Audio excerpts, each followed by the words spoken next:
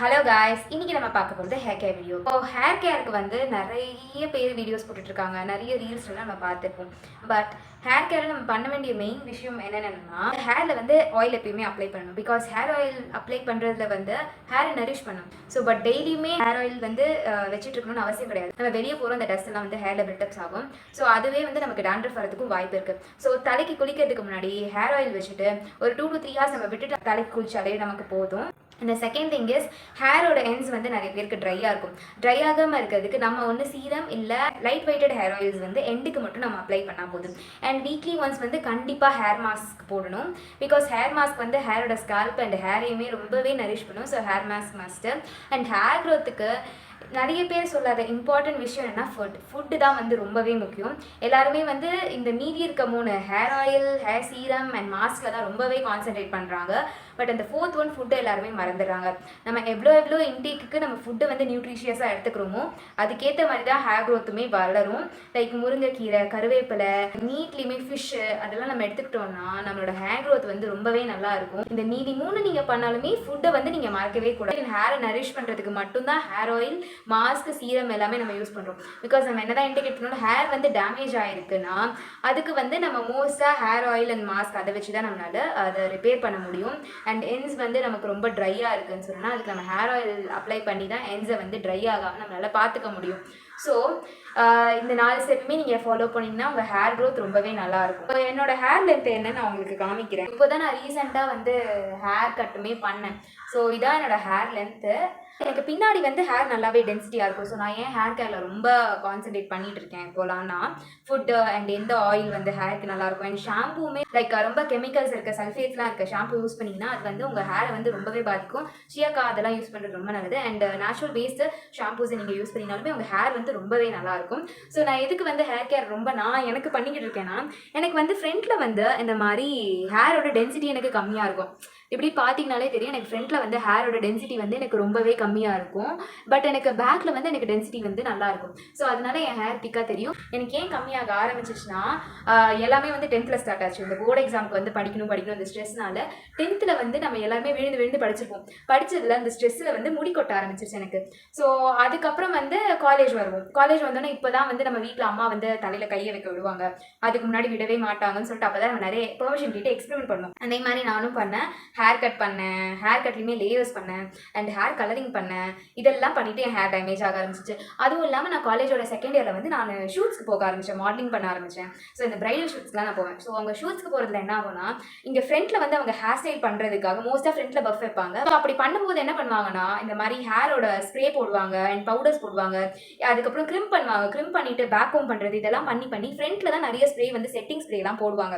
So அது போட அவங்க ஹேர் வந்து டேமேஜ் ஆகும். நீங்கள் அதை ஒழுங்காக டேக் கேர் பண்ணணும். நான் வந்து ஒழுங்காக டேக் கேர் பண்ணாமல் நான் விட்டுட்டேன். லைக் ஷூட்ஸ் நிறைய வருது, போகணும்னு சொல்லிட்டு அதை பார்த்துக்கிட்டு ஹேரை விட்டுட்டேன். ஸோ அதனால் இப்போ என் ஹேர் டேமேஜ் ஆகிடுச்சு. ஸோ அதுக்காக தான் வந்து நான் இப்போ ஷூட்ஸே வந்து ஒரு 1 year வந்து நான் போகிறதெல்லாம் நிறுத்திட்டு ஹேர் கேரில் வந்து ரொம்ப நான் பார்த்துருந்தேன். கம்மிஸ் எடுத்தேன், அயன் டேப்லெட்ஸ், கால்சியம் டேப்லெட்ஸ் இந்த மாதிரிலாம் நான் எடுத்திருந்தேன். பட் நீங்களும் இந்த மாதிரி எடுக்கலாம். பட் ஆனால் உங்களுக்கு தெரிஞ்ச டாக்டர்கிட்ட ப்ரிஸ்கிரிப்ஷன் கேட்டுக்கிட்டு எடுக்கலாமா வேண்டாமா, என் ஹேர் கண்டிஷன் என்ன இருக்குது அண்ட் என்ன டிஃபிஷியன்சி இருக்குதுன்னு சொல்லிட்டு நீங்கள் பார்த்துக்கிட்டு எடுக்கணும். சும்மா யாராச்சும் சொல்கிறாங்கன்னு சொல்லிட்டு எடுக்கக்கூடாது. That's the main thing here. எனக்கு வந்து மேஜிக்கல் ஜார்லேருந்து ஹேர் கேர் கிட் அமைச்சிருந்தாங்க. ஸோ அதை தான் நான் வந்து இன்றைக்கி ஹேர் கேரில் யூஸ் பண்ண போகிறேன். அண்ட் ஹேர் வந்து நம்ம ஆயில் வந்து நம்ம ஹேர் ஸ்கேல்பில் வந்து அப்ளை பண்ணலாம். பட் அப்ளை பண்ணுறதுமே வந்து தலையில் கிளாக் பண்ணாத மாதிரி நம்ம பார்க்கணும். எண்ணெயை வந்து அப்போல்லாம் வந்து நிறைய ஊற்றுவாங்களா, அந்த மாதிரிலாம் போடக்கூடாது. சும்மா ஸ்கேல்பில் வந்து ஆயில் வந்து நல்லா பட்டாலே போதும். அண்ட் ரொம்ப எண்ணெய் மூஞ்சில் வழிகிற மாதிரிலாம் நம்ம பண்ணவே தேவையில்லை. உங்களுக்கு எங்கெல்லாம் ஹேர் டென்சிட்டி கம்மியாக இருக்க மாதிரி தோணுதோ அங்கே வந்து நீங்கள் கொஞ்சம் எக்ஸ்ட்ரா கான்சன்ட்ரேஷனாக நீங்கள் கொடுத்துட்டு ஹேர் ஆயில்ஸை நீங்கள் அப்ளை பண்ணிக்கலாம்.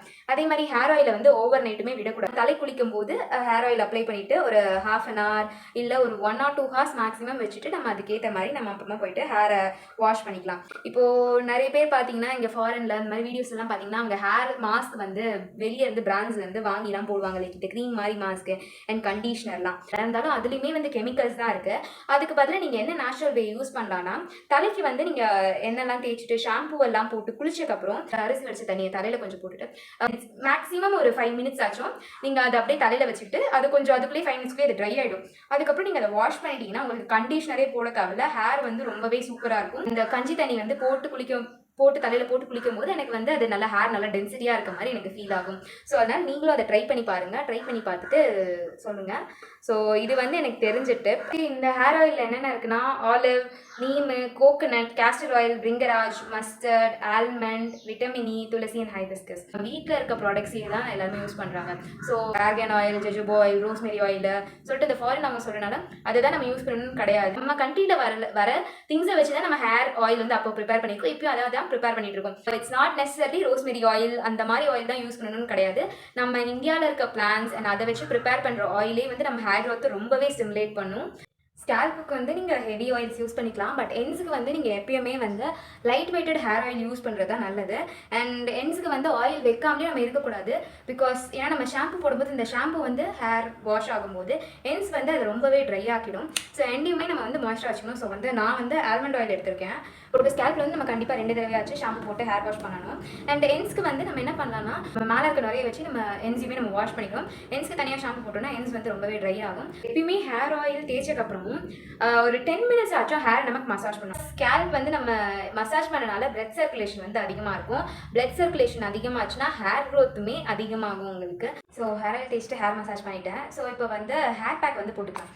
ஸோ நான் வந்து இங்கே மேஜிக்கல் ஜார்லேருந்து வந்த ஹேர் பேக்கு தான் வந்து நான் யூஸ் பண்ணுறேன். இந்த ஹேர் பேக் வந்து நமக்கு ப்ரிப்பேர் பண்ணுறதுக்கு ரொம்ப நேரம் ஆகாது. பவுடர் இருக்கும். இந்த பவுடரில் வந்து நம்ம கர்ட் இல்லை வாட்டர் அது மிக்ஸ் பண்ணிக்கலாம். பட் என்கிட்ட இன்றைக்கி கர்ட் இல்லை. ஸோ அதனால் நான் வந்து ரைஸ் வாட்டர் அரிசி வடித்த தண்ணி வந்து நான் மிக்ஸ் பண்ணிக்கிட்டேன். ஸோ இந்த ஹேர் பேக்கில் என்னென்ன இருக்குன்னு நான் சொல்கிறேன். ஸோ இதில் வந்து ஆம்லா இருக்குது, hibiscus flowers, coffee, neem and Bhringraj. ரொம்ப டைம் வச்சுன்னா நான் பேக் போடுவேன். இல்லை நான் பேக்கே போடாமல் சும்மா ஆயில் மட்டுமே தேய்ச்சிட்டு சோம்பேறித்தனமாக நான் நிறைய தடவை ஹேர் தலைக்கு குளிச்சிருக்கேன். ஸோ அது வந்து நமக்கு நடக்காமல் இருக்குது. நமக்கு ஈஸியாக இருக்கும் இந்த ஹேர் பேக்கை. ஸோ இப்போ இந்த ஹேர் பேக்கை வந்து நான் ஹேர் ஃபுல்லாக வந்து செக்மெண்ட்டாக எடுத்து அப்ளை பண்ண போகிறேன். ஹேர் பேக் வந்து இந்த ஸ்கேல்பில் தான் ரொம்ப முக்கியம். இந்த ஸோ நான் வந்து ஸ்கேல்பில் வந்து நல்லா ஹேர் மாஸ்க் போட்டு நல்லா டைட்டான ஹேர்ஸ் எல்லாம் கொண்டு போட்டுக்கிட்டேன். ஸோ தலை வந்து அவிழாதுன்னு சொல்லிட்டு ஸோ இந்த ஹேர் பேக்கை வந்து நீங்கள் ஒரு 30 மினிட்ஸ் ஆச்சும் நீங்கள் நல்லா ஹேரில் ஊற வைக்கணும். ஊற வச்சிட்டக்கப்புறம் நீங்கள் போய் வாஷ் பண்ணிக்கலாம். மேஜிக்கல் ஜாரில் இருக்க அலோவேரா ஷாம்பு யூஸ் பண்ணி நான் ஹேர் வாஷ் பண்ணியிருக்கேன். அண்ட் ஹேர் வந்து ரொம்ப நல்லா க்ளீனாகவுமே அண்ட் சாஃப்டாகவுமே இருக்க ஹேர். மேஜிக்கல் ஜாரில் இருக்க ஹேர் சீரம் வந்து நான் ஹேருக்கு யூஸ் பண்ண போகிறேன். அண்ட் இதில் வந்து jojoba oil, castor oil, neem, rosemary oil and lavender எல்லா ஹேருக்கு எசென்ஷியலாக இருக்க எல்லா ஆயில்ஸுமே இதில் இருக்குது. ஸோ இந்த சீரம் வந்து ஸ்கேல்பில் லைட்டாக மசாஜ் பண்ணிக்கிட்டால் போதும். நான் இப்போ ஸ்கேல்ப்லையும் அண்ட் என்ஸ்க்கும் நான் இதை யூஸ் பண்ண போகிறேன். ஹேர் வாஷ் பண்ணிவிட்டு என்ஸ்க்கு வந்து நம்ம சீரம் யூஸ் பண்ணோன்னா அது வந்து ஹேர் எண்ட் வந்து ட்ரை ஆகாமல் மாய்ஸ்சர் ட்ராப் பண்ணுறதுக்கு நமக்கு ரொம்பவே யூஸ்ஃபுல்லாக இருக்கும். ஸோ இதில் வந்து ரோஸ்மெரி அண்ட் லாவெண்டர்லாம் இருக்கனால அது ஹேர் க்ரோத்தை வந்து நல்லாவே மெயின்டைன் பண்ணும். ஸோ இப்போ நான் என்ஸில் வந்து சீரம் அண்ட் லென்த் அண்ட் என்ஸ்க்கு வந்து நான் சீரம் அப்ளை பண்ணியிருக்கேன். அண்ட் ஸ்கேல்ப்லேயுமே வந்து நான் இன்சைடில் வந்து கொஞ்சம் நான் சீரமாக போட்டு நான் லைட்டாக மசாஜ் மாதிரி நான் பண்ணுறேன். எப்பவுமே ஹேர் வாஷ் பண்ணக்கப்புறம் ஆயில் வைக்கக்கூடாதுன்னு சொல்லுவாங்க. பட் நீங்கள் வந்து சீரம்ஸ் வந்து லைட் வெயிட் சீரம்ஸ் வந்து நீங்கள் ஹேருக்கு போட்டுக்கிட்டிங்கன்னா உங்களோட ஹேர் வந்து ரொம்ப நரிஷ்டாக இருக்கும். So this is my hair care routine. Do like, share and subscribe. And next week ஒரு நல்ல வீடியோவோடு நான் வரேன். Now bye bye.